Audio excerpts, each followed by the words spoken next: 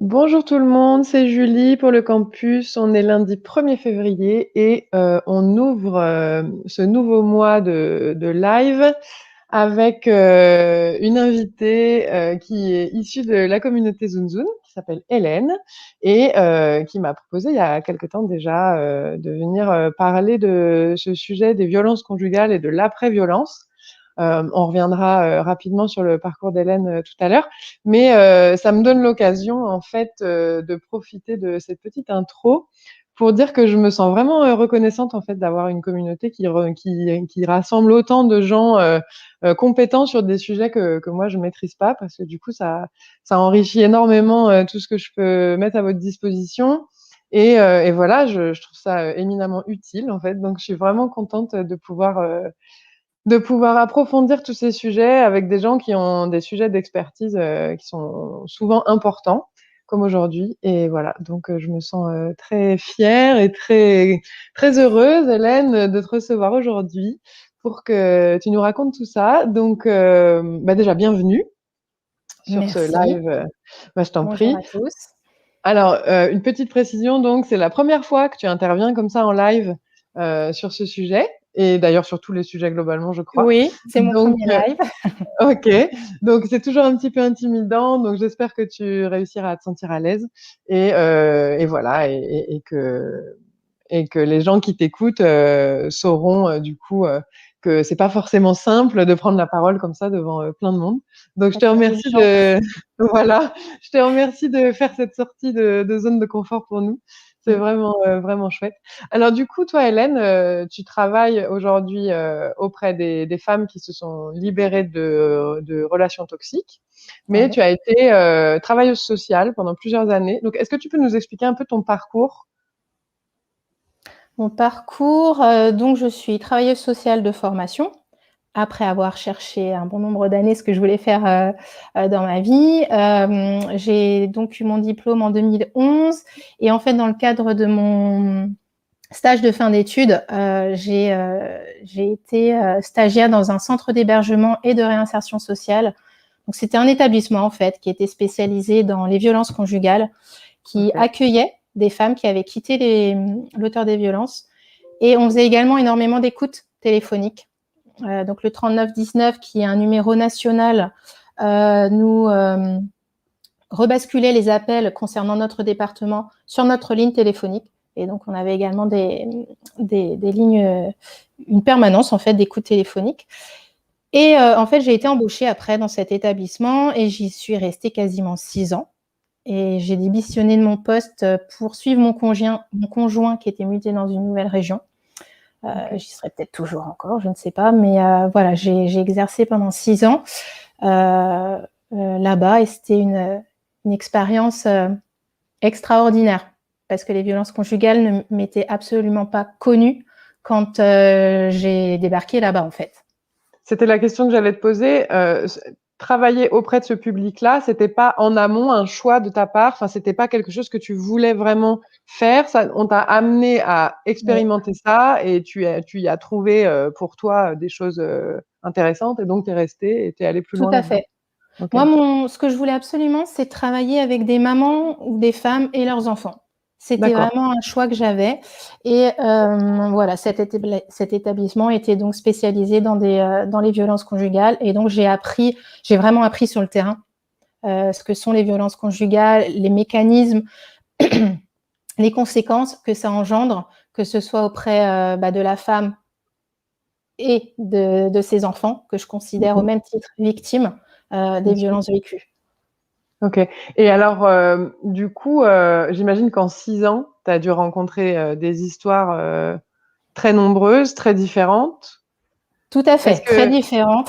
très différentes, j'imagine. Est-ce qu'il y a un point commun à toutes ces histoires malgré tout? Un point commun, eh bien, c'est, je dirais, le non-respect de ces femmes vis-à-vis d'elles. Non pas que je les rende coupables de ne pas s'être respectées à ce moment-là, pas du tout, parce que les violences conjugales, c'est complexe.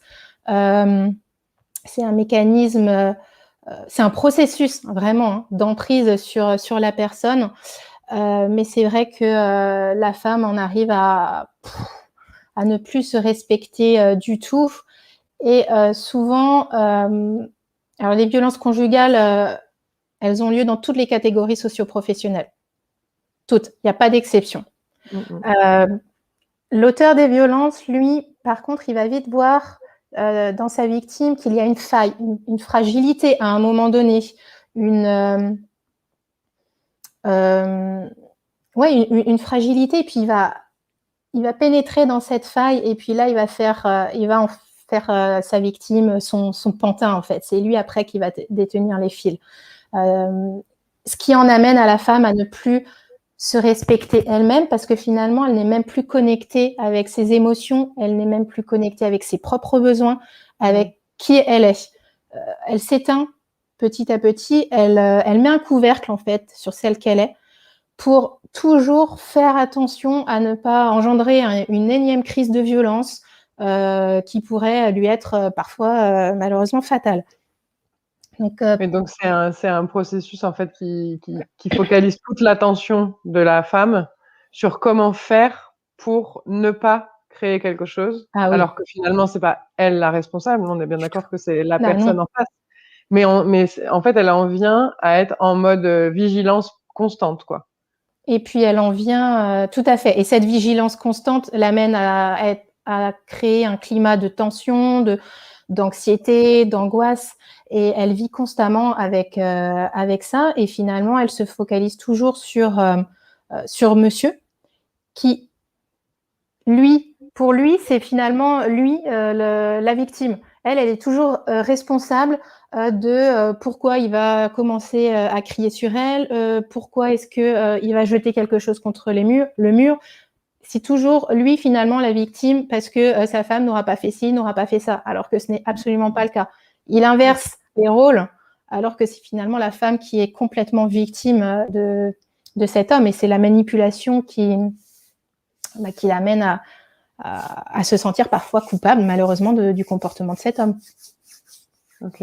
Et alors, avant que j'oublie, parce que c'est une question qui m'a traversée là quand tu parlais, donc toi, tu travailles spécifiquement auprès de femmes qui sont donc le plus souvent en couple avec des hommes. Tu parlais de l'auteur des violences au masculin. Oui. Globalement, le problème des violences conjugales, c'est un problème de l'homme vers la femme majoritairement. Ça se retrouve dans tous les types de couples. Est-ce qu'il y a plus de couples violents dans une relation hétérosexuelle homme-femme? C'est quoi à peu près la proportion? Alors peut-être que tu sais pas exactement parce que tu te concentres vraiment sur les femmes, mais est-ce que tu as une idée en fait de comment ça se répartit? Est-ce que c'est majoritairement un problème d'hommes, tout ça? Honnêtement, je peux pas dire de quelle manière ça se répartit, pour être tout à fait honnête. Par contre, j'ai bien en tête qu'effectivement, il y a des hommes qui sont victimes aussi de leurs femmes, que dans des couples aussi homosexuels, il y a un des partenaires qui a de l'emprise sur un autre partenaire. Bien évidemment, ça existe. C'est vrai que moi, mon travail, je l'ai mené auprès de femmes qui sont victimes d'hommes, mais bien évidemment, ça existe dans n'importe quel couple homosexuel, hétérosexuel. Ouais. Ok. Alors tout à l'heure, tu disais que finalement la violence, elle s'installe à partir du moment où la femme a une fragilité qui fait qu'elle devient facilement dominable, en fait. Alors moi, je n'ai pas d'expérience dans ma vie, hormis une seule, mais je n'ai jamais, à part cette expérience-là, connu de situation de couple violent du tout. Il y a eu une expérience qui m'est arrivée, et ce n'est pas un hasard, juste après la séparation avec le père de mes enfants. Donc j'étais à la fois, je sortais d'une séparation, j'étais en burn-out, je vivais des problématiques d'attachement avec mes enfants qui étaient très fortes, donc j'étais vraiment dans un état de fragilité, de vulnérabilité absolue. Et c'est évidemment à ce moment-là qu'est rentrée dans ma vie une personne qui, après quelques mois, s'est révélée absolument toxique. J'ai mis 18 mois à sortir de ça. Et je pense que la chance que j'ai eue, c'était que je n'avais jamais connu avant de relations violentes. Ça avait toujours été des couples très sains. Et donc, j'ai assez vite perçu des signaux. Et donc, finalement, toute mon énergie pendant 18 mois, elle a été tourné sur comment je fais pour l'éloigner de moi Ouais. et pour me libérer de ce truc-là. Maintenant, je sais qu'il y a des femmes qui ont vécu plusieurs fois dans leur vie des choses comme ça et Qui qui répètent. peuvent pas, voilà, et qui peuvent pas forcément identifier à partir de quand elles basculent dans la violence. Donc en fait, c'est quoi les violences conjugales? Où est-ce que ça commence? Où est-ce que ça commence? Eh bien, j'ai envie de dire que les violences conjugales déjà ne s'assimilent pas qu'à de la violence physique, parce que ça, on entend souvent parler de femmes battues et j'aimerais vraiment porter, mon attention sur le fait qu'une femme battue est victime de violences conjugales, mais une femme victime de violences conjugales n'est pas nécessairement battue. Moi, le terme violence conjugale, je le mets, au pluriel. Vous l'aurez vu d'ailleurs dans les, même dans le titre. Je le mets au pluriel parce que une femme, généralement, elle est victime de plusieurs formes de violence. Moi, de par mon expérience, j'en identifie 6. Donc, il y a la violence physique, voilà, qu'on a souvent, qu'on met souvent, même sur les publicités, sur les campagnes qui sont faites autour des violences faites aux femmes. Ouais, on pourra voir une femme représentée avec un œil au beurre noir, par exemple, ou avec un peu de sang. Voilà, c'est la violence physique. Pour moi, il y a également de la violence verbale. Tous les mots, les insultes, je vais être un peu vulgaire, mais les sales putes, connasses, salopes, ça, c'est des termes qui reviennent très souvent parce que voilà, la femme peut s'autoriser a envie de mettre une jupe, elle met une jupe, ah bah non, t'es une sale pute. Ouais, ça revient extrêmement souvent. Donc toute cette violence verbale, tu ne mérites pas, t'es qu'une bonne à rien, tu sais rien faire. Et on peut tomber aussi après dans la violence psychologique, qui elle est beaucoup plus subtile aussi. Ça peut être des chantages. Si à un moment donné, il sent qu'il est en train de perdre sa victime, il peut faire du chantage au suicide, des menaces de mort. Attention, si tu me quittes, je vais me tuer. Si tu me quittes, de toute façon, tu n'auras plus les enfants, tu les reverras plus jamais. Tout ça, ce sont des violences psychologiques qui engendrent énormément de stress aussi en la femme et qui sont difficilement comment dire, les femmes ont souvent tendance aussi à penser qu'elles ne peuvent pas prouver ce genre de violence alors que c'est faux. Elles peuvent tout à fait le prouver en rapportant les propos qui lui auront été dits, en tout ce qui est même SMS aujourd'hui, messages vocaux, les mails, tout ça, ça fait partie des preuves aussi qui montrent. Ça fait office de preuve aujourd'hui. Oui, ouais. Ça fait office de preuve, donc il est important de pouvoir garder tout ça comme trace écrite en fait, comme preuve. Si elle en vient à un moment donné à entamer des démarches pour prouver pour prouver les violences qui ont été faites. Il y a la violence aussi administrative. Tout ça, c'est les papiers administratifs. En France, on est un peu dans un pays où on aime la paperasse. Donc, il y a des papiers pour l'acte de propriété si vous êtes propriétaire, le bail de location si vous êtes locataire, l'acte de mariage si le couple est marié, le PACS, le livret de famille, la pièce d'identité. Il y a des femmes qui n'ont pas accès à ces papiers-là. Et ça, c'est pas quelque chose de classique. Ça montre qu'il y a quand même une espèce de méfiance finalement vis-à-vis du mari ou du conjoint vis-à-vis de sa femme, qui peut très souvent aussi garder sous clé ce genre de papier. Et la femme n'a pas accès non plus à cette fameuse clé. Et ça, c'est pas... Une femme doit pouvoir, dans un couple, quel qu'il soit, doit pouvoir avoir accès à des papiers comme ça qui sont en commun entre le couple. Et donc, ça arrive même que les papiers d'identité personnels de cette femme-là soient verrouillés, quoi. Oui. Et ce qui en arrive aussi à la femme à donner toute sa confiance finalement à cet homme en lui faisant avoir raison de faire comme ça, c'est tout ce mécanisme qui met en place aussi pour l'amadouer, pour petit à petit la faire tomber sous son emprise. Oui, mais tu pourrais le perdre là, ou alors si quelqu'un rentre par effraction dans la maison, là au moins ils seront en sécurité, ils seront sous clé. Il arrive toujours à avoir un scénario qui fait que la femme se dit ouais, pourquoi pas, ouais, il a raison, il vaut mieux qu'on les laisse en sécurité. Et j'en arrive aussi à la violence financière, parce qu'il y a des femmes, justement, qui n'ont pas de compte bancaire à leur nom propre, qui auront un accès au compte bancaire commun, mais par exemple, leur salaire ne sera pas versé sera versé sur ce compte commun. Et finalement, elles n'en voient jamais la couleur. D'autres auront donné leur accord pour un compte commun, mais finalement, elles n'y auront jamais accès. Il y a différents scénarios possibles, mais beaucoup de femmes se retrouvent sans compte bancaire propre, ce qui les met aussi en difficulté lorsqu'elles décident de quitter leur conjoint violent, et qu'elles sachent, pour celles qui sont concernées, qu'elles peuvent tout à fait se créer leur propre compte bancaire et que monsieur n'en soit pas informé. J'allais C'est dire, hyper en fait, important. en écoutant ça, on pourrait légitimement se dire, oui, mais aujourd'hui, avec toutes les méthodes entre les banques en ligne, etc., il y a la possibilité beaucoup plus facilement qu'il y a encore 10 ans d'avoir un compte bancaire sans que personne ne le sache, parce qu'il n'y a pas de courrier. Alors, j'imagine que dans ces cas-là, le conjoint violent a aussi une manière ou une autre d'accéder à la boîte mail. Enfin, Tout à j'imagine fait. qu'il doit y avoir un système de surveillance généralisé. Exactement. Et généraliser, c'est le bon terme. Sur l'ordinateur, sur le portable, à regarder le temps que peut mettre sa femme entre le domicile et l'école pour aller chercher les enfants. Si elle dépasse de 2 minutes, là, ça peut être une grosse crise.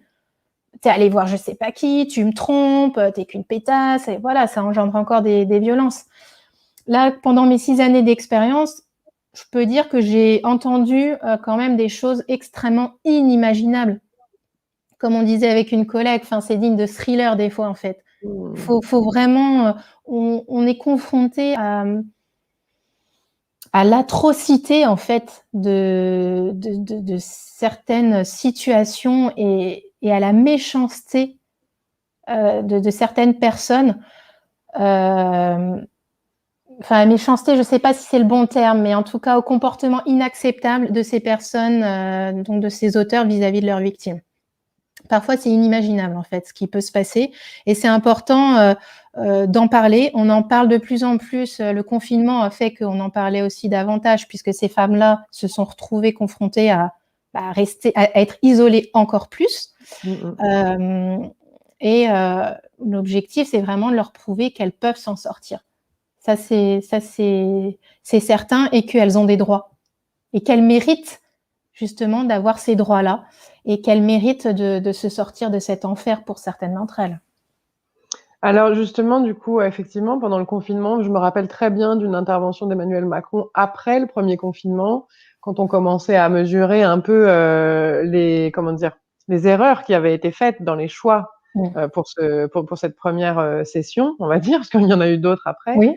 Et notamment avait été soulevée la question des violences intrafamiliales, et il avait effectivement reconnu qu'il serait indispensable, dans le cas d'un nouveau confinement strict, que les personnes vulnérables, notamment les femmes et les enfants, puissent choisir avec qui se confiner. Mais j'ai envie de dire, est-ce qu'une femme victime de violences conjugales, elle peut dire à son conjoint violent, eh ben, pour ce prochain confinement, je vais pas rester avec toi? Est-ce que ça, c'est possible? Ou moi, ça me paraît être une phrase de protection pour lui, notre président, parce que voilà, il dit, OK, vous pouvez choisir, mais en pratique.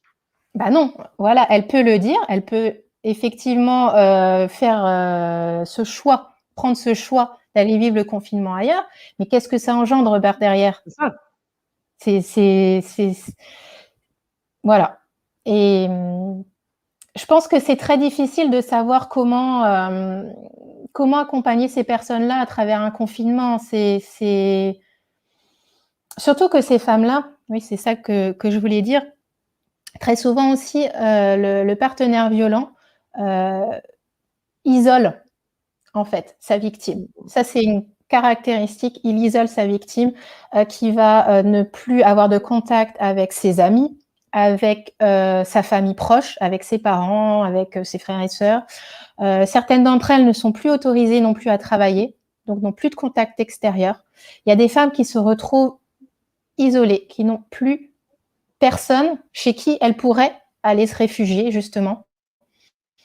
Hormis des centres, du coup, d'accueil qui pourraient les accueillir, mais elles n'ont même pas de personnes à qui elles pourraient s'adresser. Donc c'est dramatique. Ouais, c'est dramatique. Et comment faire pour accompagner ces femmes-là pendant un confinement? J'ai pas de recette magique là, c'est extrêmement compliqué. Surtout que pendant un confinement, tout ce qui est ligne téléphonique d'écoute, qui reste ouverte, mais la femme, elle a son conjoint violent à côté, c'est juste impossible pour elle d'appeler. C'est pas Alors possible. ils avaient parlé, je crois, d'un numéro SMS où on pouvait lancer Oui, une alerte. Mais il c'est y a pareil, des j'imagine qu'en situation de confinement, le portable, il a été subtilisé. Enfin, je me dis qu'elle peut ah pas bah avoir oui. accès comme ça à son téléphone. Mmh. Ça dépend des contextes. Voilà, il y a certaines femmes qui n'auront absolument pas accès à leur téléphone portable parce qu'elles n'ont même pas accès à 1 euro pour s'acheter, ne serait-ce que des protections hygiéniques ou des couches pour leur bébé. D'autres femmes auront un portable qu'elles peuvent utiliser comme bon leur semble. Il y en a d'autres qui vont travailler. Les violences, je disais tout à l'heure aussi, il en existe dans toutes les catégories socio-professionnelles, mais elles vont être aussi différentes selon les catégories socio-professionnelles. C'est-à-dire qu'une personne, quand le conjoint est une catégorie plus élevée, on va dire, ce sera plus subtil, ce sera à la maison. Vraiment à la maison, c'est une terreur. Par contre, à l'extérieur, c'est le bon père de famille, c'est le bon Il saura voisin. très bien paraître, quoi. Voilà, le paraître est juste présent à 200%. Et c'est beaucoup plus subtil, donc il va laisser aussi sa femme travailler. Tu veux aller travailler, bon bah va travailler. Voilà, le paraître est là. Par contre, une fois que la porte du domicile conjugal est refermée, c'est juste l'enfer. Et il aura tendance aussi à davantage être violent psychologiquement pour ne pas laisser de traces, pour ne pas que ça se voit. Mais pourtant, les violences psychologiques, au bout d'un moment, elles peuvent aussi se voir. Ah bah tout à fait, à travers le développement de maladies de peau, choses comme ça. Voilà. Il y a tout ce qui est aussi les dépressions, les burn-out, les pertes de poids ou au contraire des prises de poids assez importantes, les troubles du sommeil. Enfin, il y a énormément de choses après qui se passent au niveau de la santé psychologique et physique de la femme. Et alors, est-ce que tu penses qu'une femme qui vit ce genre de choses, est-ce que tu penses qu'elle a rapidement conscience qu'il se passe quelque chose de pas normal, ou bien il faut un temps suffisamment long pour qu'ensuite ce soit très compliqué de revenir en arrière? Globalement, dans toutes les femmes que tu as accompagnées? Assez rapidement, elles se sont questionnées. Elles ont même fait part de leur questionnement à leur partenaire violent, mais qui a su trouver les bons mots, trouver les bons gestes, pardonner avec un bouquet de fleurs ou un beau voyage, un bijou. Et puis, la femme, elle reste toujours dans cette optique de « je vais réussir à le changer ». Je vais réussir à le changer. Une chose que j'ai remarquée durant ces 6 années, c'est que ces hommes-là aussi, bon, je parle des hommes, oui, parce que du coup, j'accompagnais des femmes, mais souvent dans leur histoire, eux-mêmes ont connu de la violence. Par leurs parents, soit leurs parents étaient eux-mêmes un couple où il y avait de la violence, où l'auteur lui-même a été violenté par ses parents ou par d'autres adultes qui gravitaient autour de lui. À un moment donné, il y a quelque chose qui a fait qu'il y a un certain mal-être aussi qui s'est instauré chez cette personne-là. Ça n'excuse en rien ce qu'il fait subir à sa victime. Mais c'est un constat quand même qu'on a fait de façon assez récurrente, c'est que le passé aussi de l'auteur n'est pas très joyeux et qu'il y a souvent des problématiques de violence aussi le concernant, quoi. Moi, j'en parle souvent de ça dans mes formations en communication bienveillante et tout. Enfin, on ne devient pas ou on n'est pas une personne avec des comportements problématiques quand on a été élevé et quand on a vécu dans un environnement qui répondait aux besoins de sécurité, de respect, etc. Et effectivement, comme tu dis, ça n'excuse rien, mais je sais que je suis toujours profondément attristée quand je croise, par exemple, et notamment sur les réseaux sociaux, des publications de presse médias qui relatent effectivement une affaire, par exemple, je sais pas moi, d'infanticide, de violence conjugale, de féminicide, etc. Et je suis toujours profondément attristée de la façon dont les gens sont automatiquement qualifiés de monstres ou de choses comme ça. Et je me dis toujours, mais qu'est-ce qui s'est passé, en fait, dans la vie de cette personne Ouais. pour qu'à un moment donné, ce soit OK de faire Mmh. ça? Comment est-ce que son système initial d'enfant a été perverti et à quel degré Ouais, pour qu'à tout un à fait. moment donné, il soit capable de repousser la limite de ce que nous, moralement, on a pu établir comme étant le bien et le mal. Et donc, effectivement, ça n'excuse rien, mais je trouve assez dramatique, en fait, cette façon qu'on a de seulement réprimer les actions et de pas travailler, en fait, sur la source du problème. Tout à fait. Et je pense que Ça, bah, je si on s'interrogeait plus que ça sur ce que moi j'appelle le pattern de ces gens-là, on se rendrait compte qu'il y a des facteurs communs, en fait. Et c'est tout sur à ces fait, facteurs qu'il faut travailler. ouais. Et c'est pour moi extrêmement important justement de permettre aussi à ces femmes aujourd'hui victimes, ou qui ont été victimes parce qu'aujourd'hui elles ne le sont plus, de mettre des mots sur leur vécu, sur leur passé, Mmh. pour que, pour faire en sorte aussi que leurs enfants, justement, grandissent dans un climat de sécurité où il y a un adulte, qui se retrouve, comment dire? Heu, en adéquation avec, qui il a envie d'être, un adulte de référence comme on appelle, qui soit cet adulte aussi pour ses enfants, pour en éviter après que cet enfant devienne un futur, bourreau ou une future victime. Ouais. Pour moi, c'est extrêmement important aussi de Mmh mh. pouvoir pouvoir exprimer ce qui se passe parce que de façon inconsciente aussi, il y a un certain poids qui peut peser, qui peut peser sur les épaules des personnes et qui viennent des générations passées, en fait. Mmh mh. Donc la transmission, si à un moment donné, il y a eu de la violence aussi dans les générations au-dessus, de façon inconsciente, on peut aussi engendrer ce genre de Et porter des choses comportement. qui sont pas à nous, quoi. Complètement. Porter Mmh des mh. choses qui sont pas à nous et donc nous, on peut décider aussi, de briser un petit peu ça, de briser ce schéma familial qui perdure depuis un moment et de se débarrasser de ces bagages et de dire: «Non, là, j'ai juste envie de voyager de façon plus légère» et du coup, de transmettre différemment, aux générations futures. C'est vraiment de cette manière-là que je vois les choses et que j'ai vraiment envie d'accompagner les femmes aujourd'hui, c'est de mettre des mots sur ce passé parce que, il y en a beaucoup lorsque je les accompagnais au centre d'hébergement, elles n'avaient même pas expliqué à leurs enfants pourquoi elles avaient quitté le domicile. Mmh. C'est quand même Ouais, assez difficile pour un enfant de changer de maison. Il bien n'a sûr. plus très souvent, elles partent avec un strict minimum d'affaires, Mmh de ne mh. plus avoir ses repères, de ne plus même avoir ses peluches, les objets auxquels ils pouvaient se raccrocher, de ne plus avoir tout ça. C'est quand même très difficile et il est important d'instaurer le dialogue pour que les choses soient dites et de ne plus être dans le secret, en fait. Surtout que l'enfant, il est victime. Il a Bah oui, entendu, bien sûr. à un Il moment sait, ouais. donné, ce que sa maman, Mmh. subissait donc Mmh mh. Et alors du coup, est-ce qu'à l'heure actuelle, est-ce que selon toi, les femmes ont cet espace de parole? Ou pas du tout? Ou pas assez? pendant les violences ou après les violences? Ben, pendant, après, est-ce qu'une femme qui a besoin de mettre des mots sur ce qu'elle a vécu ou sur ce qu'elle vit, est-ce qu'elle est sûre aujourd'hui en France de trouver quelqu'un qui soit suffisamment formé à la fois recevoir sa parole? Parce que là, moi qui suis très Mmh. attachée à ce que j'appelle la posture de l'écoutant, c'est quand même un cas où, il faut savoir écouter ça.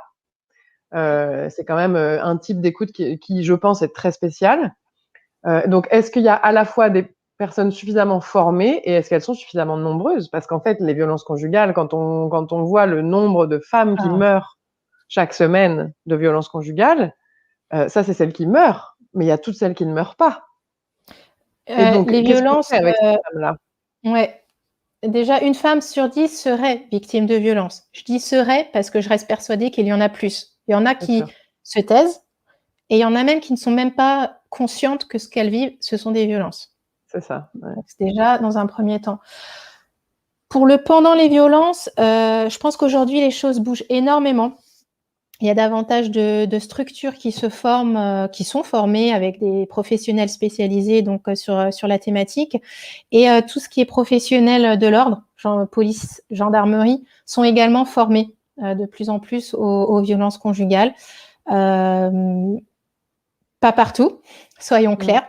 Parfois, une femme a le courage d'aller jusqu'au commissariat, d'ouvrir la porte, et là, elle est reçue par quelqu'un qui...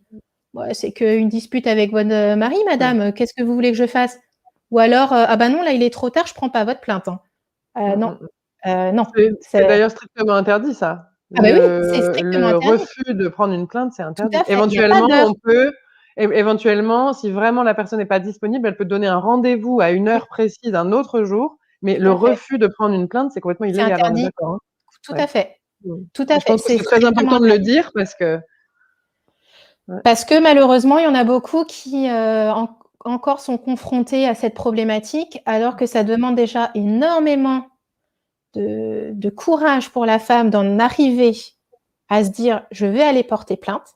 Déjà juste de l'avoir en tête, et après de se déplacer jusqu'à un commissariat, de pousser une porte où parfois la vie privée n'est pas toujours bien gardée. On arrive dans les salles d'attente. Oui, donc madame, vous venez pour... Oui, violence conjugale. Déjà, ça freine. Ça peut freiner. Et aujourd'hui, les choses changent quand même. Il y a au sein des commissariats une personne en fait qui est référent violence conjugale, qui est du coup davantage formée. Moi, dans l'établissement où je travaillais, j'avais 2 de mes collègues, elles formaient tous les équipes au niveau du département en ce qui concerne les violences conjugales. Les choses bougent. Après, à leur niveau aussi, on constate qu'il manque cruellement de moyens, ne serait-ce que d'avoir une pièce, juste une pièce qui accueille la femme et du coup le policier qui prend la plainte. Oui, et qui assure un minimum de confidentialité Il aussi. n'y a pas forcément. Très souvent, ils se retrouvent à plusieurs dans une même pièce. À côté, ça peut être pour un vol de voiture. La femme, là, elle vient pour quelque chose de bien plus intime. C'est aussi très compliqué de porter plainte dans ces conditions. Bien sûr. Mais voilà, je reste quand même confiante dans le Et système optimiste, quoi. Ouais. qui évolue, même aussi auprès des avocats.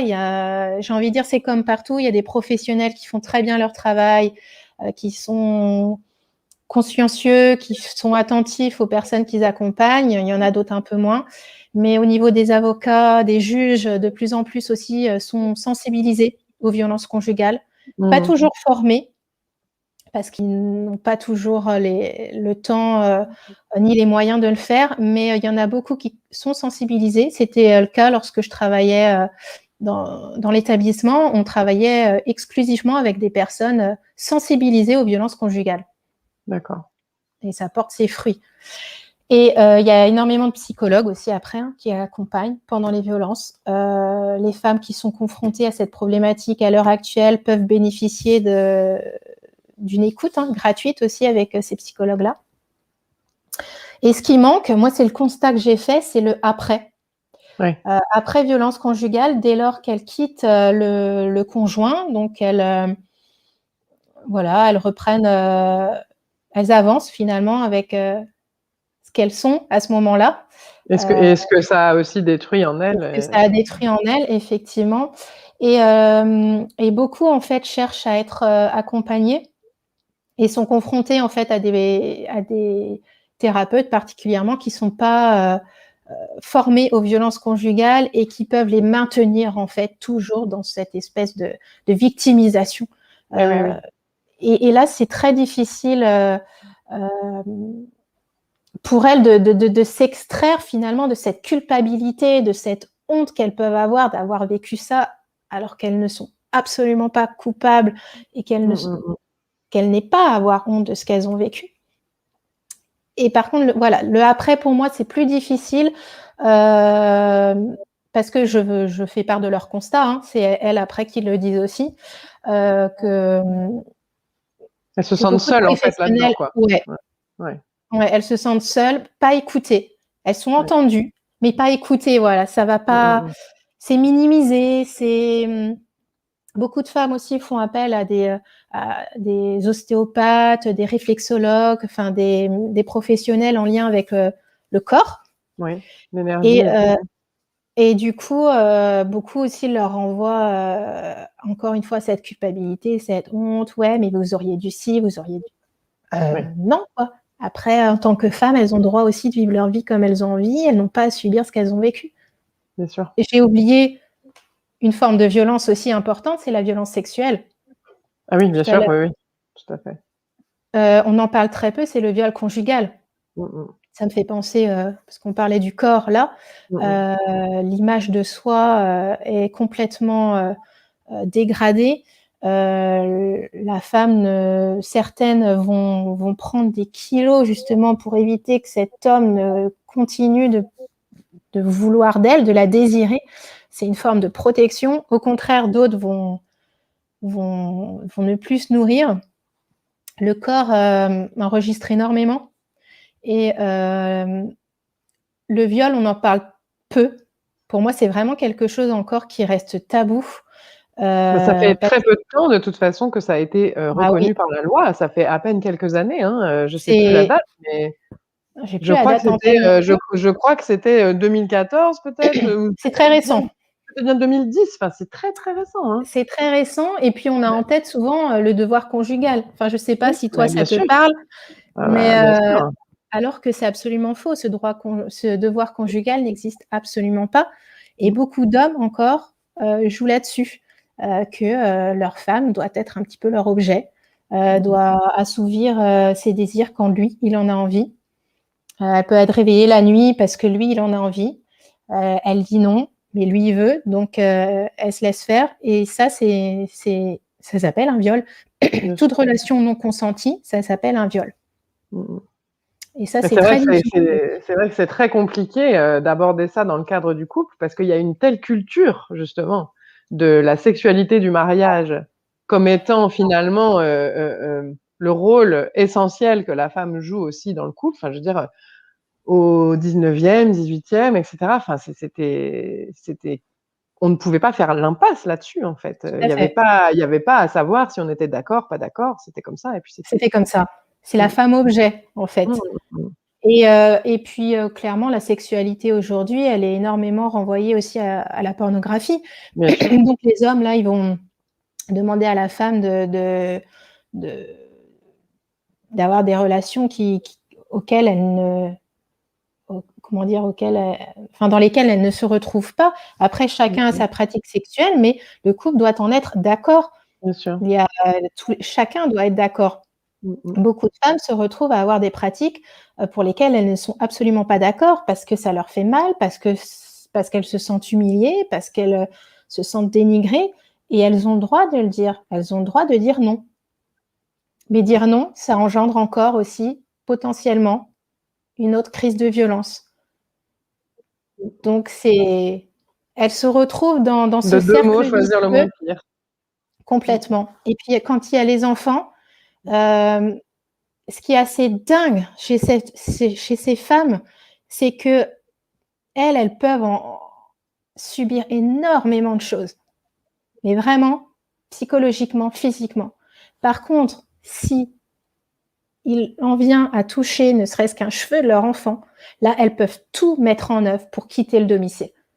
Ça, Ouais. c'est quelque chose que j'ai vraiment constaté et que nous sommes nombreux, hein, à constater. Elles peuvent avoir subi des tonnes de dégradations. Par contre, elles ne feront jamais subir ça à leur enfant. Mmh mh, mmh. Et leur enfant, finalement, est en quelque sorte leur sauveur, dans le sens où là, elle leur permet bah, de sauver leur peau, très clairement, parce que l'issue des violences conjugales est parfois fatale.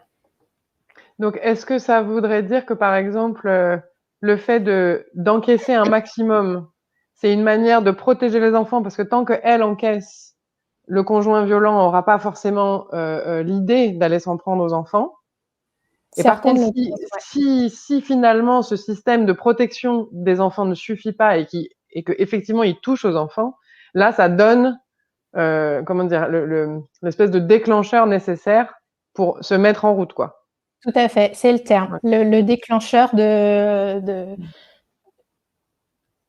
d'avoir une autre issue, en fait. Et c'est très souvent ce déclencheur, c'est l'enfant.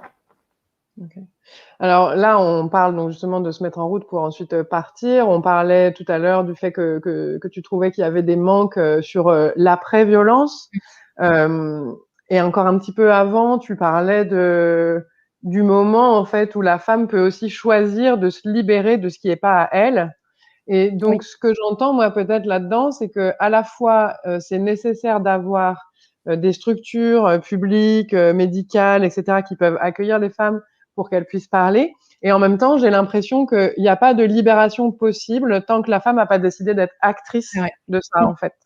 Tout à Donc, fait. quand bien même c'est un voisin qui signale, la police arrive et on constate quelque chose, si cette femme-là qui subit ça, elle n'est pas prête à dire oui, je suis victime de cette violence-là et je dois faire ce qu'il faut pour m'en sortir, tant qu'elle n'est pas dans cette propre démarche-là, finalement, il n'y a rien qui peut se mettre en place, en fait. Tout à fait. Et c'est là où il y a les fameux allers-retours au domicile. Il y a beaucoup de personnes qui ne comprennent pas qu'une femme qui est victime retourne au domicile conjugal si à un moment donné, elle a réussi à le quitter. C'est parce que justement, elle n'a pas eu cette prise de conscience par elle-même. Il y a peut-être quelqu'un qui a évoqué les choses à sa place, mais ce n'est pas elle-même. Et certaines aussi ont besoin de quitter le domicile pour aller voir ce qui se passe ailleurs, pour aller voir aussi si finalement elles seront capables de subvenir à ses propres besoins, de subvenir aux besoins de ses enfants. Mais à un moment donné, c'est encore trop fragile, où elles n'ont pas trouvé l'entourage nécessaire pour les soutenir, parce que ça, c'est extrêmement important. Puis donc, elles retournent encore au domicile. Et certaines auront besoin de faire comme ça plusieurs allers-retours pour vraiment avoir ce déclic de se dire, là, c'est bon, je dis stop. Alors, et c'est important. Donc, oui, vas-y. Je voulais juste dire, c'est important de ne pas juger, en fait, ces femmes-là. Bien sûr. Parce que le jugement peut les enfoncer finalement dans cette culpabilité de se dire, bah non, finalement, je suis quand même bien avec lui. Parce qu'il se passe quand même des choses bien. Et puis, je pense que quand on émet un jugement sur ces femmes-là qui partent, qui reviennent, je pense que c'est méconnaître absolument la complexité du système qui se joue dans leur tête aussi. Ce que c'est qu'une emprise, comment on sort de ça. Je pense que c'est vraiment des sujets, tant qu'on n'a pas vécu cette situation, je pense que, ou alors tant qu'on n'est pas formé pour vraiment connaître la façon dont ça se passe, je pense que c'est très compliqué de se positionner parce que, en fait, je crois qu'on n'imagine même pas, en fait, ce qui se passe vraiment dans la tête de ça. On n'imagine pas, non.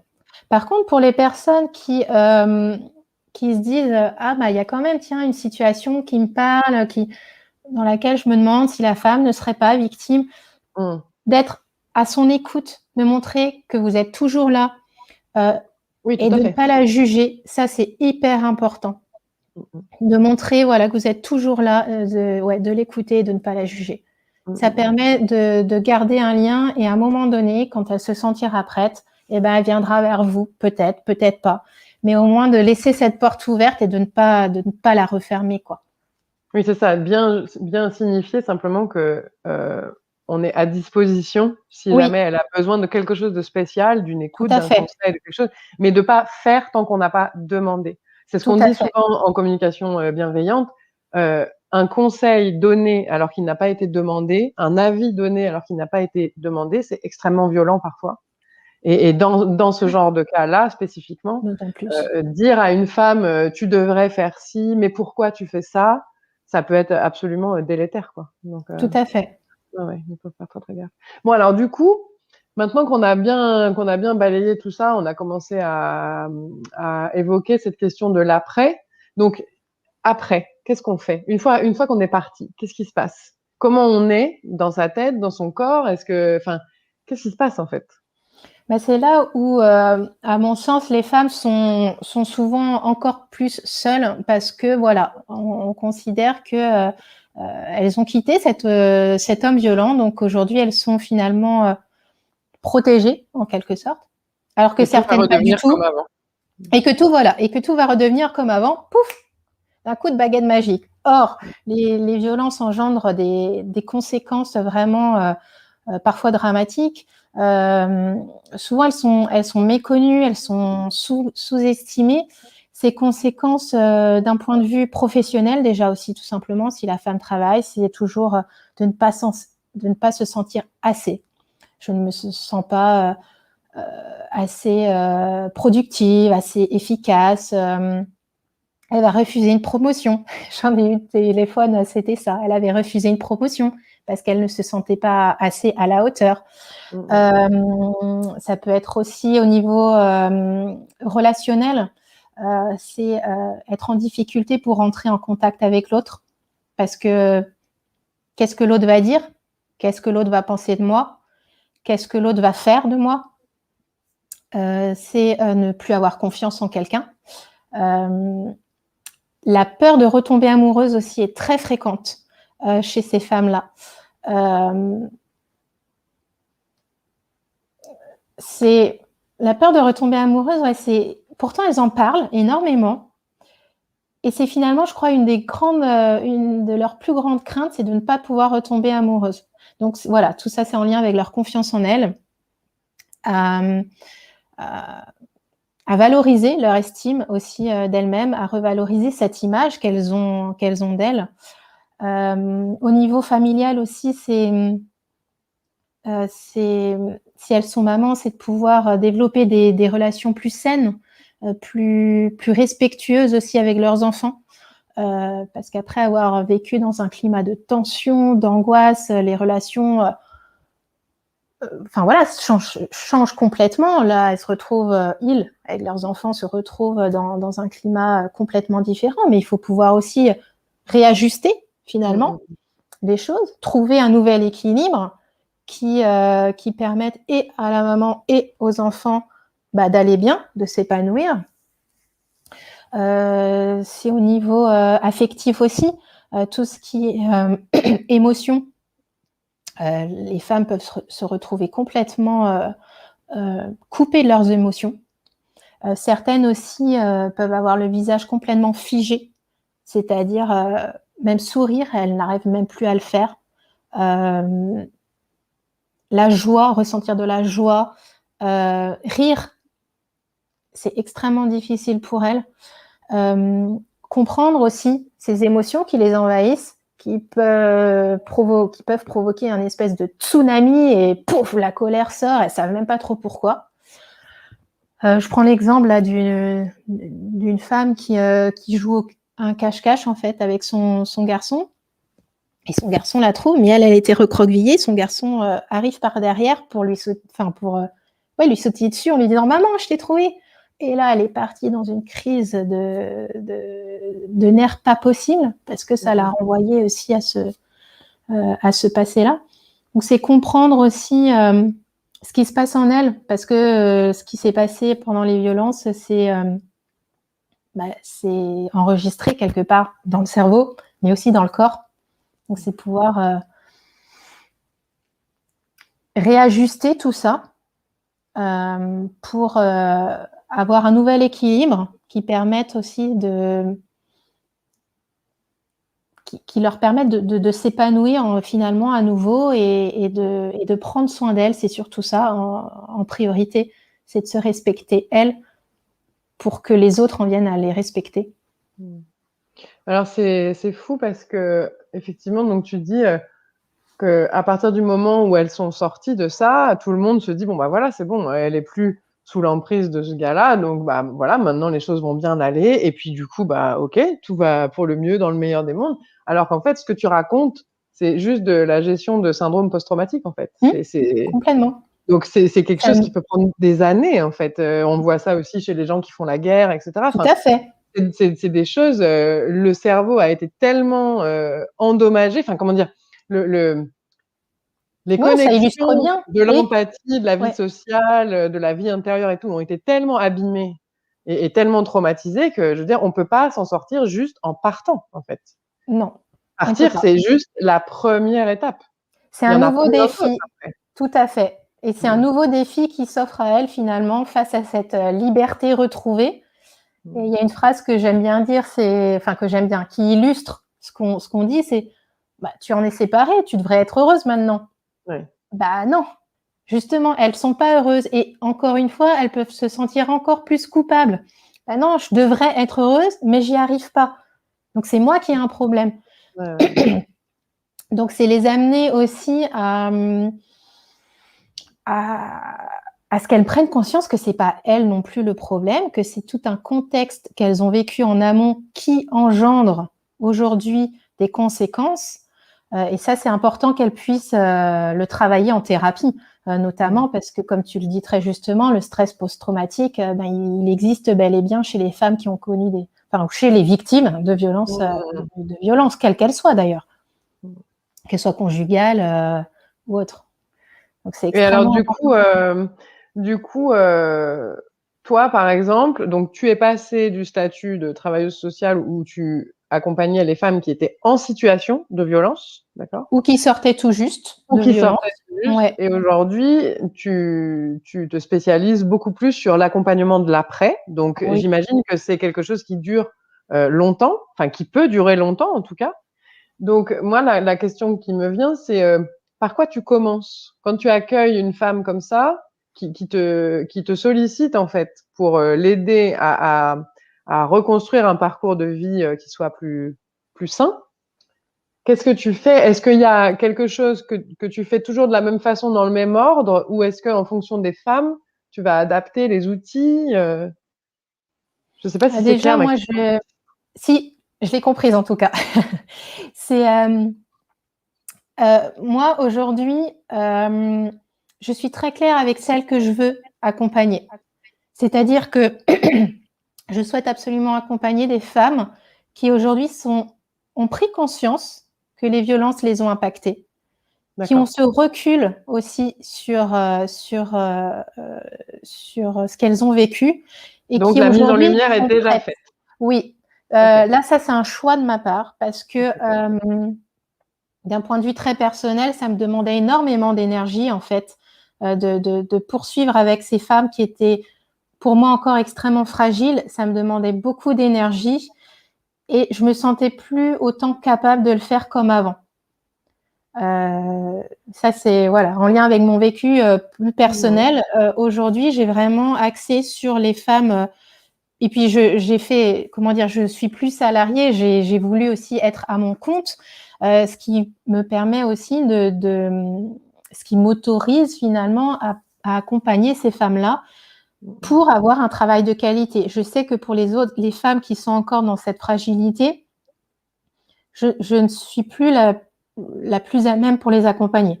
Je OK. suis plus celle qu'il y a quelques années. Et donc là, je préfère orienter. Moi, Et je trouve beaucoup, ça à titre personnel, je trouve ça parfait que tu fasses ça parce que, j'imagine qu'à toutes les étapes, accueil pendant la violence, écoute juste au moment où on sort et puis ensuite reconstruction, il y aura toujours des gens qui réussiront à se positionner sur chacune des étapes. Et oui, donc si toi, ton intention et ton énergie, elle est optimale sur la dernière phase, et ben, je trouve ça super que tu gardes vraiment cette dernière phase. Parce qu'effectivement, on pourrait dire: «Oui, enfin bon, du coup, tu la joues un petit peu facile et cetera». Mais en fait, tu te spécialises. Donc, il y a un moment donné où le reste du travail, ce qui vient en amont, tu le laisses à d'autres gens qui, eux, se sentent dans cette énergie-là spécifiquement. Donc tout à fait. je trouve ça bien que tu te centres parce que du coup, plus tu te centres, plus le public à qui tu t'adresses est bien ciblé et plus tu es à même de faire ce qu'il faut, quoi. À mon sens, oui. Du coup, le travail que j'apporte, il est d'autant plus qualitatif. Et puis, je considère aussi qu'à l'heure actuelle, le travail, certes, on travaille, mais il est essentiel aussi de pouvoir s'épanouir dans son travail. Et j'ai pu m'épuiser à un moment donné. Donc, c'est vrai que c'est tout ce travail-là que j'ai fait avant d'en arriver à mon compte. C'est tout ce travail-là que j'ai fait durant mon chômage, en fait, pour en arriver à quelque chose qui me parle. Parce que les violences conjugales, j'estime effectivement, même si j'aime pas trop le terme expertise, mais j'ai des connaissances aujourd'hui, après plus de 6 ans de pratique, que je trouverais tellement dommage de ne pas mettre à profit. Bien sûr. Et du coup, j'ai réussi comme ça à imbriquer ça avec ce que j'ai envie aujourd'hui pour chaque femme, c'est de pouvoir juste s'autoriser à vivre la vie qu'elle a envie de vivre et de lui montrer qu'elle a en elle les ressources nécessaires pour le faire.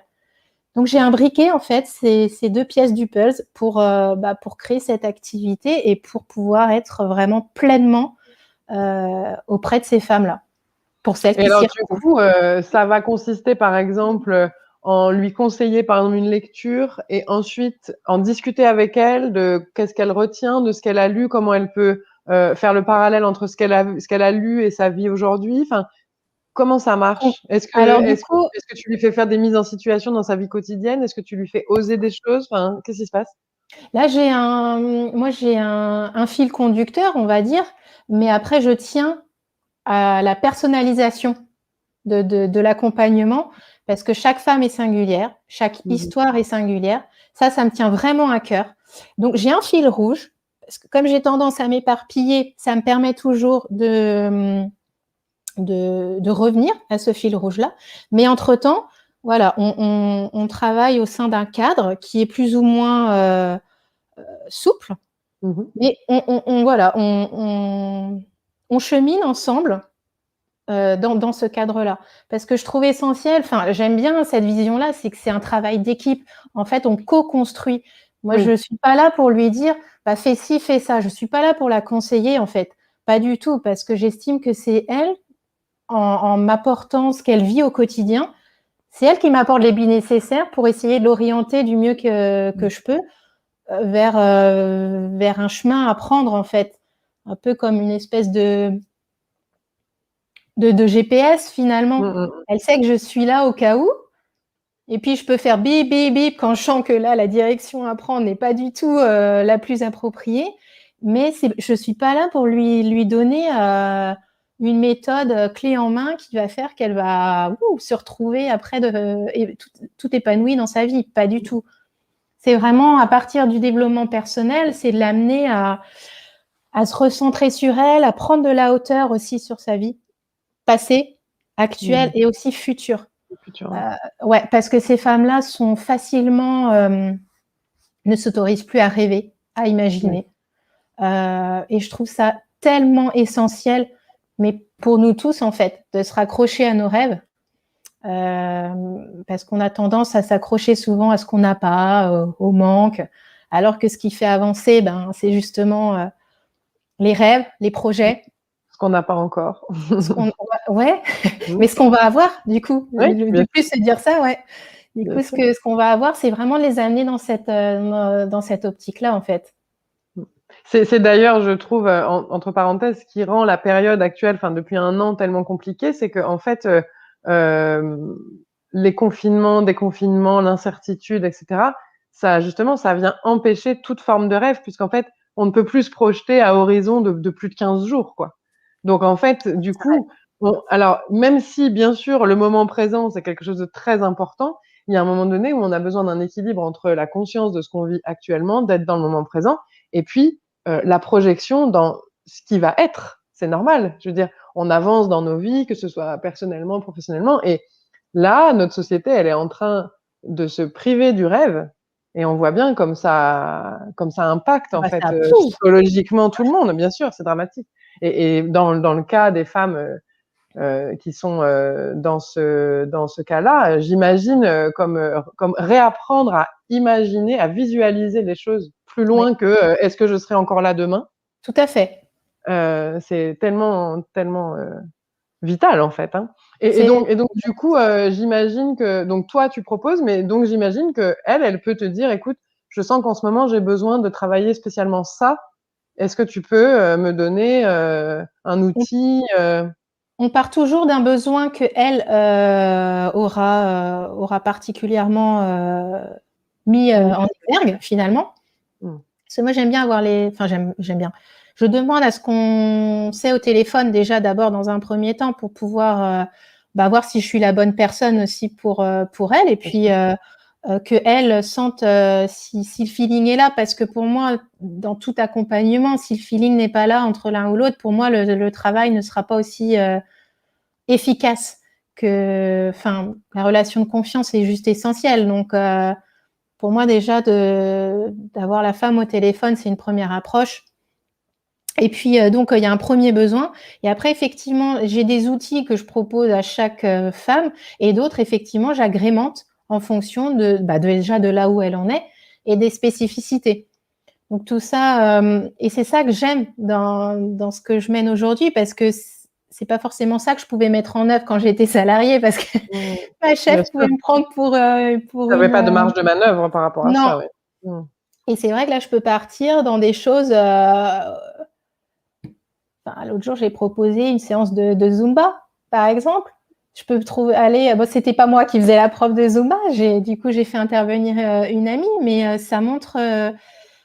Parce que pour moi aussi, tout ce qui est sport, musique, c'est hyper important. Et puis tout ce qui est Conscience du reprendre corps, conscience de soi, du corps, etc. Après, il y a des choses plus psychologiques, parce que en lien avec le passé, toutes les croyances, les blessures de l'enfance aussi, qui font qu'aujourd'hui, elle a adopté tel comportement. C'est aller briser c'est aller mettre en lumière ces croyances-là pour pouvoir les briser. Et c'est pouvoir au quotidien, tu vois, le bullet journal, par exemple, c'est quelque chose que j'adore en parler, parce que Ah ouais? Ah oui, énormément, parce que c'est moi, en fait, le bullet journal, ça a été mon entrée dans ce que je nomme le développement personnel, parce qu'aujourd'hui, je l'utilise vraiment en termes d'organisation, puisqu'à la base, c'est une méthode d'organisation, mais je l'utilise également énormément en développement personnel. Et j'adore renvoyer les femmes au bullet journal, parce que pour moi, il est d'une puissance incroyable. En termes d'organisation. Comment ? Je dis, c'est pas moi qui vais te contredire. Voilà. Donc, du coup, voilà, ça, c'est quelque chose, tout ce qui est sur le quotidien, je peux facilement proposer ça, ou du moins la création aussi de pages spécifiques par rapport aux émotions aussi, par exemple. Et dans tout ce qui est plus l'aspect futur, c'est à travers la visualisation, avec un tableau de visualisation où j'ai un exercice qui s'appelle l'attrape-rêve, c'est de s'imaginer en tant que femme, physiquement, psychologiquement, mais aussi en tant que maman, l'environnement dans lequel elle souhaite être plus tard, les relations qu'elle a envie d'avoir. Enfin voilà, ce sont toutes ces étapes-là que j'entreprends aujourd'hui pour les amener à avoir certains déclics, parce que bien évidemment, je suis pas magicienne. Le travail, c'est elles qui le font. Entament, voilà, c'est elles qui le font. Elles entament quelque chose, et après, à elles de poursuivre. Je pense que quand on rentre aussi, parce que pour moi, c'est du développement personnel, en fait, que je fais avec ces femmes-là. Et quand on entre dans le développement personnel, quand on en comprend tout l'intérêt et tous les bénéfices que ça nous apporte, on continue là-dessus. Donc, ces femmes-là, après, elles auront le choix de poursuivre ou non, d'aller plus haut. Parce que c'est ça, il y a des paliers après dans lesquels... C'est ce que je dis toujours, tu mets à jour une couche, tu te dis: «Ah super, j'ai compris ça». Puis en fait, tu as à peine gratté que: «Ah non, mince, il y en a une autre. Ah bon, alors attends, je gratte». Puis en fait, c'est sans fin. Tout à fait. Et alors du coup, comment tu crées tes outils? Enfin, comment tu trouves ton inspiration? Est-ce que tu as cette faculté à mettre, je veux dire, à faire des ponts entre les choses? Genre, par exemple, la séance de Zumba, tu vois? Il se passe quoi dans ta tête pour que tu te dises: «Ah là, il lui faut une séance de Zumba», tu vois? Alors que tu aurais pu très bien dire: «Je sais pas, je vais l'envoyer chez un ostéo», enfin, tu sais, un truc beaucoup plus terre à terre, tu vois? Donc, est-ce que tu inventes beaucoup? Est-ce que tu pioches dans des choses qu'on t'a transmises? Comment tu fais? Moi, déjà, tout ce que j'offre, tout ce que je propose, moi-même, je suis passée par là. Ça, c'est obligé. Je ne vais pas pouvoir orienter vers quelqu'un ou vers un outil ou que sais-je. Tu n'as pas testé par ailleurs. Si je ne l'ai pas expérimenté. Ou alors, je peux vraiment orienter vers quelqu'un que je connais, en qui j'ai confiance, et parce que je sais que sa pratique de ce que j'en sais pourrait être bénéfique pour la femme. Mais là, j'oriente vraiment vers je propose des choses par lesquelles moi je suis passée, parce que ça a été mon cheminement, en fait, à un moment donné aussi, de me dire finalement, mais qui je suis, qu'est-ce que je fais là, quelle femme j'ai envie d'être, quelle maman j'ai envie d'être, Je suis passée par là. Donc j'ai entrepris énormément de travail sur moi aussi pour pouvoir en arriver, à être celle que je suis aujourd'hui et puis ça va pas se terminer là. Donc c'est quelque chose, qui m'est d'autant plus cher en fait, parce que je sais alors je n'ai pas été victime de violence, mais je suis passée par cet état de me dire: «Mais c'est bon, comment j'envisage ma vie désormais en tant que femme?» Et c'est vrai que pour moi, la place de la femme est d'autant plus importante parce que je pense que dans la société, on minimise en fait un peu la puissance de la femme. Et c'est de pouvoir permettre à chacune de nous de retrouver cette puissance intérieure et juste d'incarner cette puissance et de se dire bah ouais, j'ai envie de faire ça, je vais le faire. Et de s'autoriser à le faire. Ça, c'est vraiment quelque chose qui me porte, d'autant plus depuis que je suis maman. De montrer aussi à mes enfants que être une femme aujourd'hui, ça peut aussi être quelqu'un qui assume ses choix, qui fait pas les choses toujours comme tout le monde, comme la norme veut que ce soit. Et c'est OK. On a le droit, on est des individus à part entière. Et au contraire, exprimez votre singularité. Moi, tu sais bien que ça me parle, hein, tout ça. Ah oui. Tu sais bien C'est pour que ça là, que moi, je bois du stylet quand je t'écoute, mais bon. Je suis d'autant plus ravie de faire ce live, ce premier live en plus de toute ma vie avec toi parce que justement, je sais que ça te parle et puis tu as cette attention en fait vis-à-vis des autres et vis-à-vis de toi et je trouve que c'est hyper. Ça n'a pas toujours été le cas, mais c'est ce que m'a Non, mais appris la vie. voilà, tout à fait. Je pense que ce qui fait qu'aujourd'hui, on en arrive à faire ce qu'on fait, toutes les deux, c'est aussi certainement dû à notre passé qui n'a pas toujours été évident, mais desquels on a retiré quelque chose aussi, des apprentissages qui nous ont bien marqués, qui font qu'aujourd'hui, on est celle que nous sommes. Et puis pour les femmes victimes de violences, c'est exactement la même chose. Et les violences font partie de votre histoire, mais en tout cas, ça ne vous réduit pas à rester victime de violences toute votre vie, quoi. Alors, c'est une parfaite transition. C'était la question que j'avais en tête pour toi. Parce que donc, pour les personnes qui écoutent, moi, j'ai pas du tout préparé de questions. J'écoute Hélène et je lui pose des questions. Et donc, j'avais cette question-là en tête et tu viens de me la servir sur un plateau. Et tu l'as déjà mentionné d'ailleurs tout à l'heure. Effectivement, il y a, je crois, un vrai problème dans l'après-violence. C'est la façon dont les gens enferment la femme dans son statut de victime. C'est-à-dire que tu as été victime de violences conjugales et ad vitam aeternam, je vais te regarder comme celle qui a souffert et qui souffre encore aujourd'hui. Donc, la question que j'ai envie de te poser, c'est comment on fait pour sortir en fait de cette victimisation imposée? C'est quoi le travail d'acceptation personnelle qui fait qu'on se détache complètement de ce que l'autre pense et qu'on avance malgré cette étiquette qu'il essaye de nous coller? C'est, à mon sens, tout ce travail intérieur, c'est vraiment de partir à sa rencontre, à partir des croyances, en fait. Pour moi, ça part énormément des croyances. C'est d'appuyer un peu sur reset, tu vois, de remettre un peu les choses à zéro. Et puis, parce que le cerveau, il est malléable. C'est ça qui est magique aussi, c'est que là, il a enregistré pendant des années le fait, oui, je suis une victime, je ne mérite pas, je suis nulle. Mais il peut aussi tout à fait enregistrer des paroles bien plus sympas, bien plus positives. Et c'est de les amener à enregistrer ces nouvelles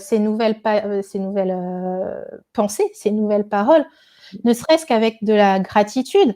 Enfin, une question que j'aime beaucoup poser, j'ai un groupe Facebook, je leur pose régulièrement, quelles sont les 3 choses que vous avez aimées aujourd'hui?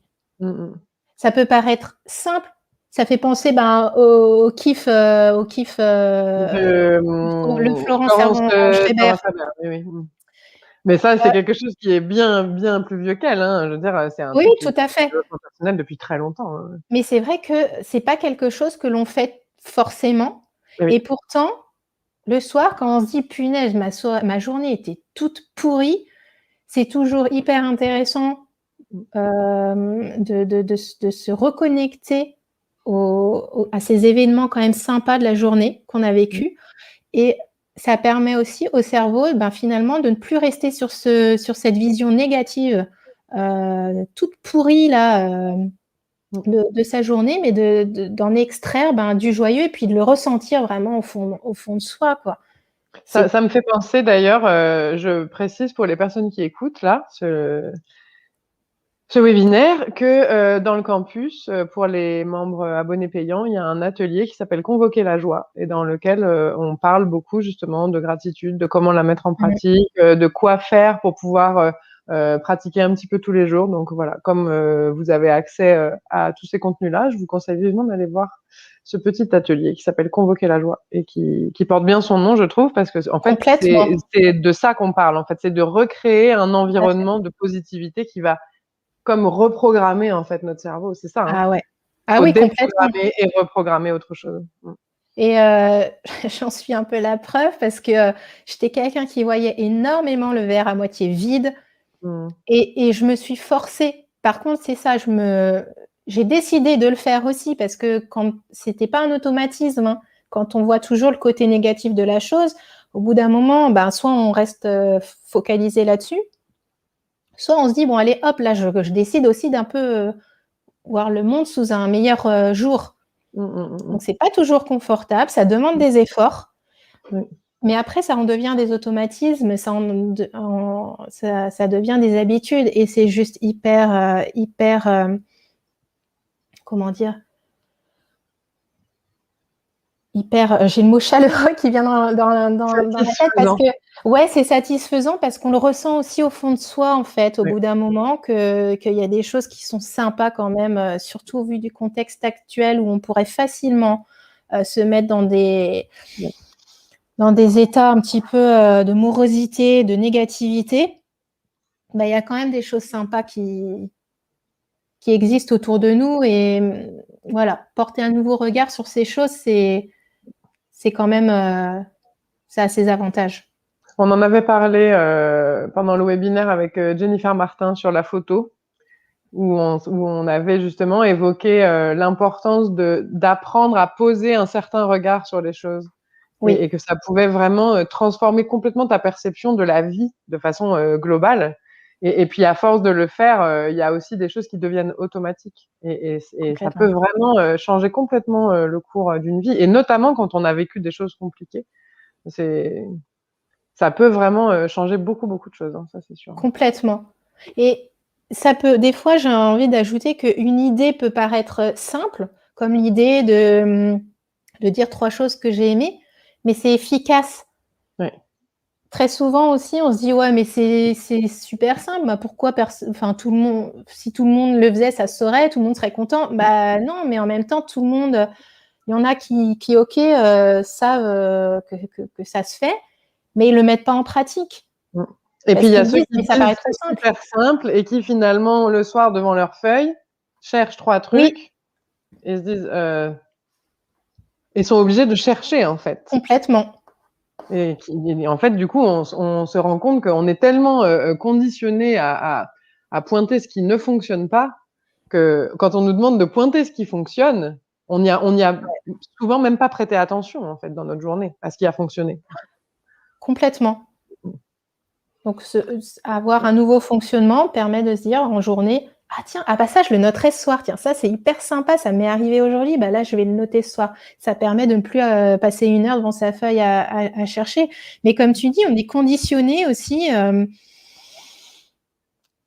la société, l'éducation que l'on reçoit nous conditionne aussi à souvent montrer du doigt ce qui ne va pas. Et ce qui est important pour moi, c'est de montrer justement et de mettre en valeur qu'il y a des choses quand même sympas. Et il y a des ressources en toutes les personnes, quelle que soit leur situation, quelles que soient leurs conditions. Chaque personne a des ressources, mais elles en sont parfois déconnectées. Donc, c'est de reconnecter. Il faut provoquer la résilience, quoi. Voilà. Complètement, oui. Ouais. Bah, écoute, c'est une tâche bien bien noble que tu que tu mets en œuvre, je trouve. Moi, je suis, vraiment admirative, de ça. Ça fait, 1 heure, et quart maintenant qu'on est ensemble. J'aimerais quand même te poser une dernière question. Je te l'ai évoqué tout à l'heure très rapidement. Je t'ai demandé de me garder la réponse pour le live, mais, je je sais pas si je suis à l'aise avec ma question, en fait, mais c'est une question que je me pose beaucoup.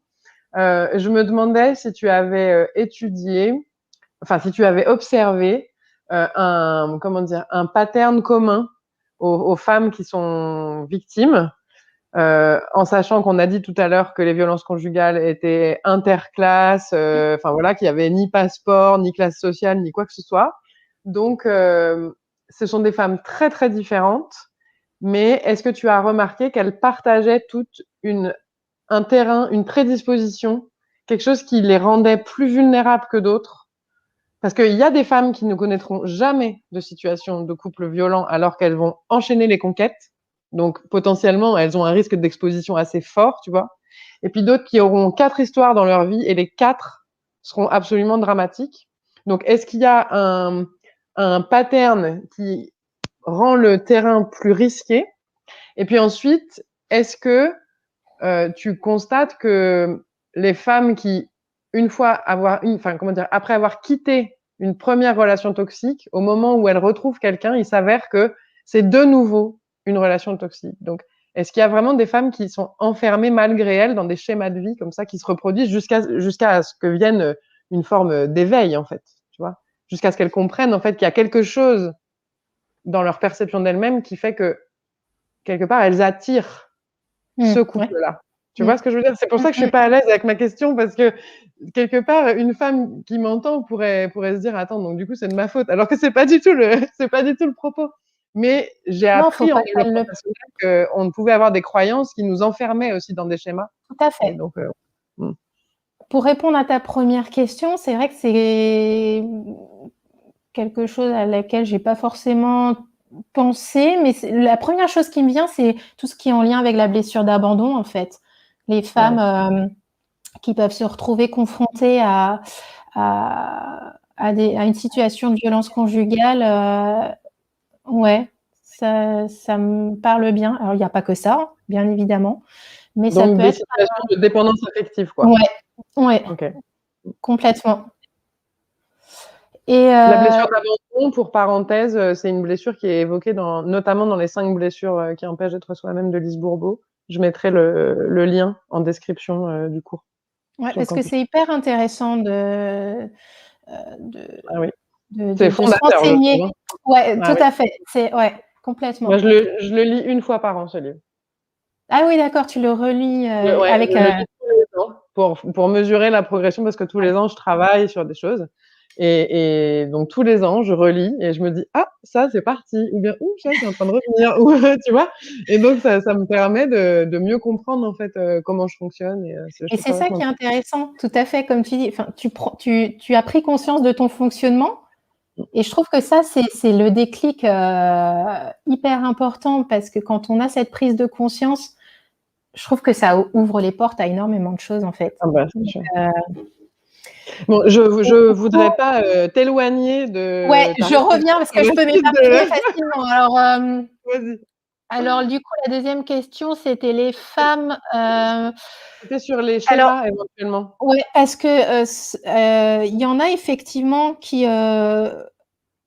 voilà, ça va se faire de façon, j'ai envie de dire isolée. Elles vont tomber sur, quelqu'un, enfin être en couple avec quelqu'un de violent, mais ce sera de façon isolée. Facilement. Elles vont vite percevoir qu'il y a quelque chose qui est malsain qui se joue là dans la relation, et qui auront, de par justement comment dire? De ce qu'elles auront reçu aussi enfant, elles auront les ressources nécessaires en elles pour dire stop tout simplement et pour arrêter. Tandis que d'autres, tout à fait, vont répéter ce schéma. Alors ce n'est pas les rendre coupables, à mon sens, heu,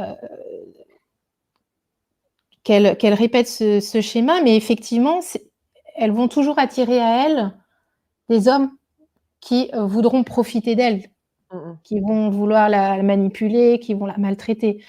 Et c'est intéressant qu'elles prennent conscience de ça aussi.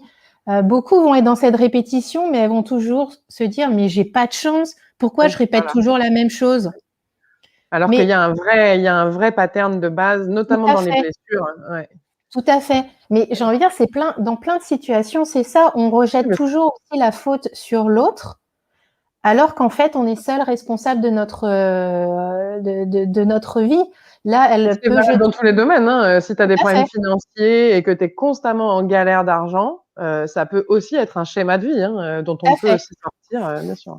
Mais souvent, les personnes après qui ne se préoccupent pas de cette répétition aussi, pour moi, c'est qu'elles ne prennent pas conscience qu'elles ont une responsabilité quelque part à pouvoir dire stop.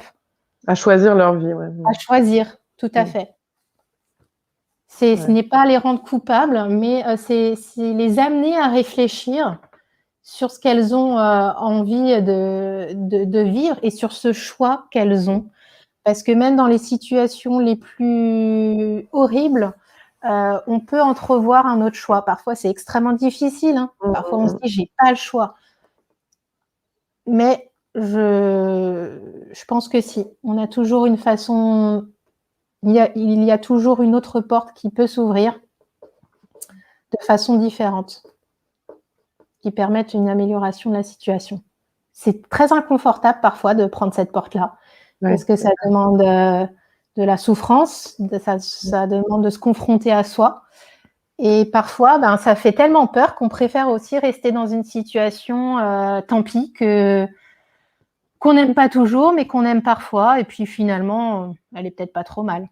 Puis après, il y a aussi une histoire de zone de confort. La zone de confort, c'est pas forcément ce qui est agréable pour nous, mais c'est simplement ce qu'on connaît et ce dans lequel on a nos repères. Que ces repères soient violents, pas violents, agréables, désagréables, ça reste nos repères et notre environnement dans lequel on sait ce qui va se passer, à quel moment à peu près, comment faire, quoi faire, etc. Alors que prendre une autre porte, justement, c'est sortir de cette zone de confort, et dire, OK, je ne sais pas où je mets le pied. Est-ce que ça va pas être pire? Et on a tellement peur parfois de sortir de cette zone qu'on préfère ne rien faire, quitte à rester dans ce problème. Et ça, c'est quelque chose qui demande aussi de l'énergie pour pouvoir sortir de ça. Quand je t'écoute parler, moi, j'ai plein d'échos à des livres incroyables que j'ai lus. Je voulais te proposer qu'on fasse une petite mise en commun d'ouvrages, parce que j'imagine que toi, tu dois avoir aussi une petite liste de livres intéressants. Et j'aurais aimé en fait qu'on puisse donner une petite liste, une petite bibliographie de livres qui permettent de se questionner, justement, de se positionner sur les choix, les valeurs de vie et tout. Et je voulais qu'on puisse le mettre en dessous. Et donc voilà, si t'es OK, on se fera une petite concertation bibliographique. Ouais, je transmettrai ça. Alors, je ne suis pas une très grande lectrice, hein. Bizarrement, je ne suis pas une très grande lectrice. Non, mais disons que si tu penses à des livres, à des outils qui sont accessibles par ailleurs, en dehors de ce que toi tu proposes, des trucs qu'on peut trouver sur Internet, tu vois. Ah oui. Ça peut être utile, je pense, pour des gens qui écoutent, d'avoir accès à ça. Tout à fait, ouais. Complètement. Avec plaisir. Bon, mais écoute, en tout cas, Hélène, franchement, c'était super. Moi, j'ai adoré discuter de ça avec toi. Non, vraiment, hein, c'était super intéressant. Il faudrait prendre encore beaucoup plus de temps, tu vois, parce que voilà, il y a tellement de choses à dire. Mais en tout cas, ouais, je te remercie vraiment d'être venu parler de ça. Je sais pas si toi, tu as encore envie de dire quelque chose là. Est-ce qu'il y a quelque chose auquel tu penses que tu voulais exprimer et qu'on n'a pas pu aborder ou... Bon, là, je pense qu'on a quand même bien abordé le sujet sous différents angles. Et de manière assez, j'ai envie de dire, malgré tout, on termine sur une note positive, malgré une thématique difficile. Et c'est vraiment ça que je souhaitais. Et puis, je te remercie aussi de m'avoir accueilli aujourd'hui pour parler de ça, de permettre d'ouvrir justement à ce qui se passe après et de voir que la vie, elle peut être sympa, quoi, et elle peut être belle aussi à vivre. Il y a autre chose après, quoi. Ouais, complètement. Ouais, ben écoute, on restera sur cette belle note d'espoir.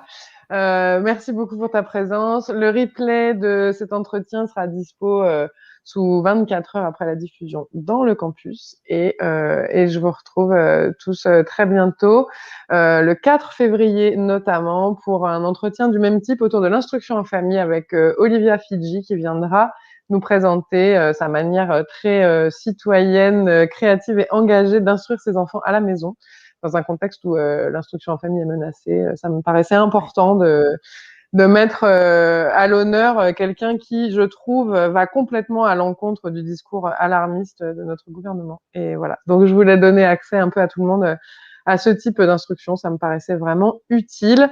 Hélène, merci encore. À bientôt. On se fait notre petite concertation d'outils biblio et je mettrai ça Ouais. en ligne d'ici demain. Et puis, à tout le monde, gros bisous à tous et à très bientôt. Bye bye. Au revoir.